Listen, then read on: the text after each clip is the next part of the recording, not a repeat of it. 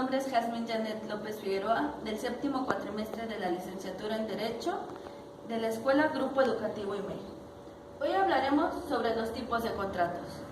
Antes de empezar, me gustaría iniciar con esta frase que dice: nunca pienses en el estudio como una obligación, sino como una oportunidad para penetrar en el bello y maravilloso mundo del saber. Albert Einstein. Antes de comenzar, hablaremos sobre qué es un contrato. Un contrato es un acuerdo legal, oral o escrito manifestado en común entre dos o más personas con capacidad jurídica, que se vinculan en virtud del mismo, regulando sus relaciones en una determinada. En los diferentes tipos de contratos que hablaremos, empezaremos con el de compraventa, en el cual se encuentra manifestado en el artículo 7.532 del Código Civil del Estado de México. Nos dice que hay compraventa cuando uno de los contratantes se obliga a transferir la propiedad de un bien o de un derecho, y el otro a su vez se obliga a pagar por ello un precio cierto y en dinero. La forma de pagar el precio es que el comprador debe de pagar el precio en términos y plazos establecidos. A falta de convenio, lo deberá de pagar de contado. La compraventa se da al momento en que yo adquiero un bien mueble o inmueble. Por ejemplo, en la compra de un auto, de una casa. Yo voy a dar mi auto o mi casa a cambio de una cierta cantidad en dinero.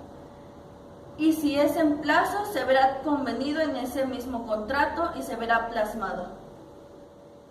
Las obligaciones como vendedor es otorgar al comprador los documentos legalmente necesarios para acreditar el traslado de dominio, entregar al comprador el bien vendido, garantizar las calidades del bien y responder de la emisión.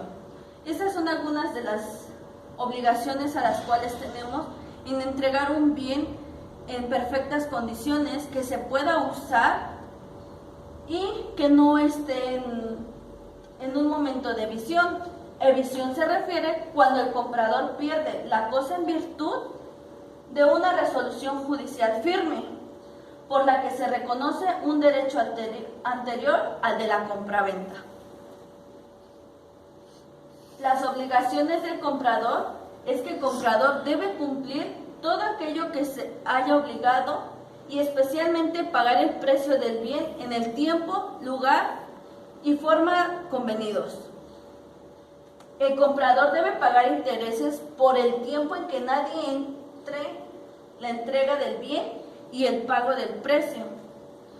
En los casos siguientes, si así se hubiera convenido, o en dado caso, si se ha constituido en mora y el vendedor acepta el pago. El siguiente contrato es el de permuta, que es aquel en el cual el código lo establece y dice que la permuta es un contrato por el cual cada uno de los contratantes se obliga a dar un bien por otro. Ejemplo, yo voy a dar una casa al mismo valor que voy a recibir la otra. Si yo pienso vender mi casa en 1,000,000, me tienen que dar alguna cosa a favor que tenga el mismo precio. Ya sea, no se puede pasar y no se puede quedar corto. Tiene que ser al mismo precio igualitario al que yo estoy dando mi objeto. El permutante que sufre evisión del bien que recibió en cambio podrá reivindicar el que se dio, si se halla aún en poder del otro permutante, o exigir su valor o el bien que se le hubiera dado en cambio, con el pago de daños y perjuicios. Las reglas aplicables para este tipo de contratos son las mismas utilizadas en la compraventa, a excepción en los artículos cuando sufren evisión. El siguiente contrato tenemos que es el contrato de donación. La donación es un contrato por la virtud de la cual una persona llamada donante transfiere en forma gratuita una parte de sus bienes a otra llamada donataria, quien acepta dicha liberalidad. La donación solo se puede tener lugar entre vivos y únicamente es revocable en los casos previstos en la ley. Este tipo de donación se da solo entre personas vivas y esa diferencia de la cual es la herencia. La herencia solo se da entre personas que ya han muerto y le desean dar una parte de sus bienes a sus hijos o a algún familiar. La donación, sin en cambio, se da entre personas vivas antes de que alguno de estos fallezca. Tenemos 4 tipos de donación, que es la donación pura, la condicional, la carga y la remuneratoria.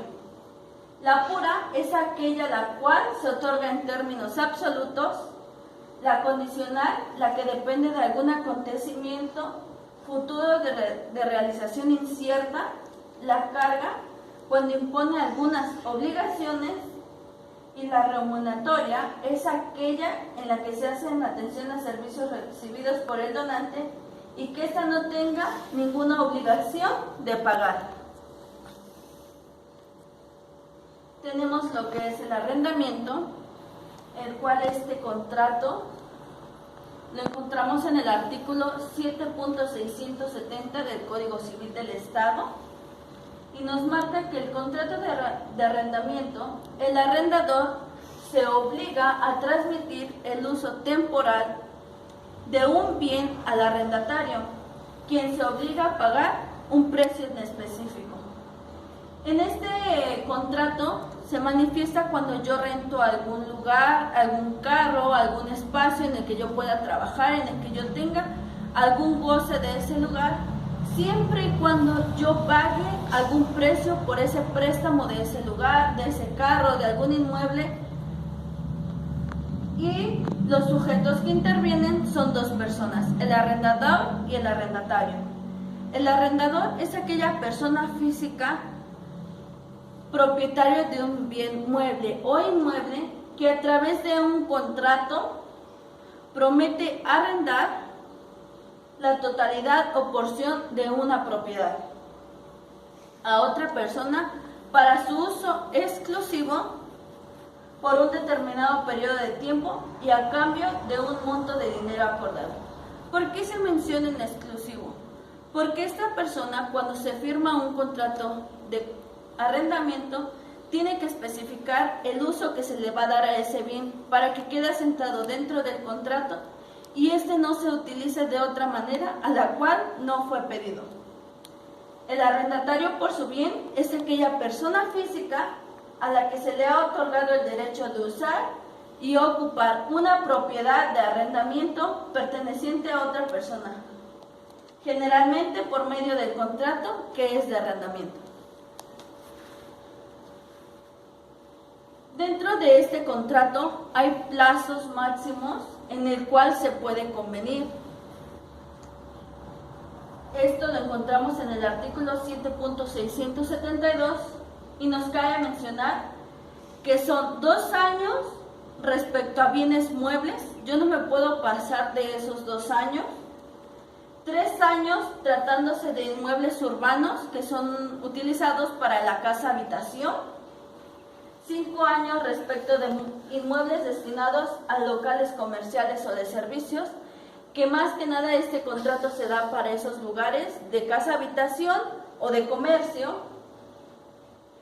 5 años y el inmueble rústico es destinado a fines agrícolas o ganaderos, que son cuando nosotros compramos o rentamos algún terreno para la siembra, para la ganadería. Y tenemos 20 años tratándose de inmuebles destinados a la industria, tiendas departamentales o todas aquellas tiendas de comercio en gran escala. Como obligaciones del arrendador, tenemos que es entregar el bien en el tiempo convenido, si no se pactó, luego que sea requerido, que el bien arrendado esté en buenas condiciones, conforme a su naturaleza o los fines para los cuales será utilizado, no cambiar la forma del bien ni perturbar su uso salvo que requiera de reparaciones necesarias, conservar el inmueble arrendado quedado en buenas condiciones, realizando las mejoras necesarias y responder de los daños y perjuicios que sufra el arrendatario por los defectos o vicios ocultos del bien anteriores al arrendamiento. Yo como arrendador tengo la obligación de entregar mi bien inmueble conforme a lo que estoy estipulando dentro del contrato. Yo no puedo ocultar daños o algún perjuicio que tenga. No lo puedo rentar si me lo están pidiendo para un local de comercio, de comida, cuando tengo muebles que son de casa habitación. Tendría que adaptarlo para lo cual me lo están pidiendo. Y no puedo hacer reparaciones innecesarias que el lugar no lo vaya a ocupar, que el lugar no lo requiera o que la persona no esté interesada en eso, y siempre y cuando esté en buenas condiciones, sin ocultar nada sobre daños o perjuicios que sufra este. Las obligaciones del arrendatario es pagar la renta en tiempo, lugar y forma convenidos, usar el bien exclusivamente conforme a lo convenido a su naturaleza, contratar un seguro suficiente a cubrir los posibles daños que causara en el bien y al tercero sobre sus bienes o personas en caso de que establezcan un negocio o industria riesgosa, dar aviso al arrendador de las reparaciones que se requieran, hacer las reparaciones locativas y los gastos de mantenimiento derivadas, devolver el bien al término del contrato y poner en conocimiento del arrendador cualquier acto o hecho que lesione o pueda ocasionar un daño al bien arrendado. Hacemos énfasis, tenemos que pagar la renta en un plazo convenido en tiempo y forma. Yo no puedo decir que si en el contrato está estipulado que cada primer día de mes yo voy a pasar por la renta a tu lugar, yo no puedo decirte ya como arrendador, ¿sabes qué? Tráeme la renta hasta acá, hasta mi casa, porque no puedo. Cuando ya hay un contrato que estipula que yo iré por el pago, yo no puedo utilizar el bien a otra cosa que no esté destinada. Tengo que hacerme causas los posibles daños, tengo que afrontarlos. Si el daño sufrió algún daño dentro de mi poder, tengo que repararlo. Tengo que avisar al arrendador sobre las reparaciones que éste necesite o que yo le quiera hacer y ver que esté en un lugar adecuado. No puedo meter una industria peligrosa cuando sé que el lugar es muy poblado y que alguien puede salir lastimado, y ponerle el conocimiento al arrendador cualquier hecho que se pueda lesionar o que pueda causar un daño al bien.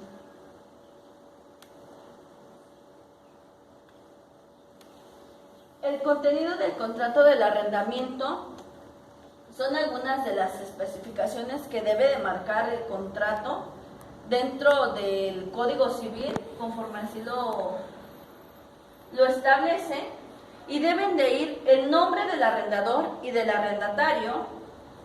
Esto es muy importante, ya que debemos de hacer contrato directo con la persona al cual le vamos a rentar el lugar. La ubicación del inmueble, especificar en qué calle se encuentra, en dónde está localizado, qué tan ubicado está el lugar. La descripción del inmueble e inventario de sus accesorios y de las instalaciones con que cuenta, así como el estado en que se encuentra. Si yo voy a rentar un local comercial, debo establecer qué es lo que viene ahí, si lo voy a rentar con mesas, si lo voy a rentar con sillas, si trae lona para el sol, si trae cualquier especificación que éste tenga, lo tengo que marcar. Si cuenta con baños, servicios públicos, yo tengo que especificar las capacidades que cuenta el bien. Incluso se deben de tomar en cuenta los daños que éste tenga. Se debe de establecer el monto de la renta, lugar y época de pago. ¿En qué lugar? ¿Cuánto voy a pagar? ¿En dónde lo voy a pagar? Todas estas especificaciones nosotros las debemos de marcar dentro del contrato. La mención expresa del destino habitacional del inmueble o objeto del arrendamiento. ¿Para qué va a ser utilizado? ¿Con qué fin lo voy a utilizar? ¿Para qué va a estar destinado este bien? El plazo de vigencia del contrato, por cuánto tiempo tú me vas a contratar a mí mi negocio, cuánto va a ser el tiempo que lo vas a ocupar, si es necesario y termina el plazo de vigencia, se puede volver a hacer otro contrato en el cual especifiquemos otro determinado tiempo según marque la ley y la garantía que el arrendatario otorgue en su caso.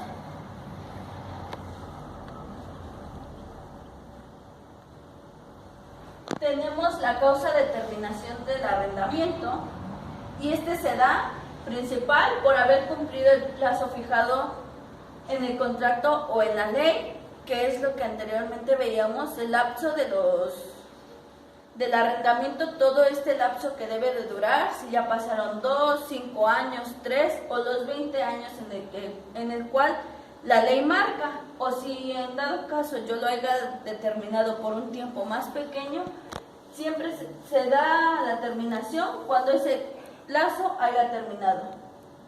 Estar satisfecho con el objeto para que el bien fuera arrendado. Si yo ya terminé, si yo renté un lugar por un tiempo determinado, ya estoy satisfecho, ya hice lo que tenía que hacer dentro de ese local, entonces lo entrego y esa es otra terminación. En convenio expreso, que es cuando se da cuando llegamos a un acuerdo, sabes que ya no lo voy a ocupar, tú lo ocupas, te lo entrego y se hace un convenio en la cual estén manifestadas las dos personas. Se dé la nulidad, que es aquella cuando una de las dos partes ya no está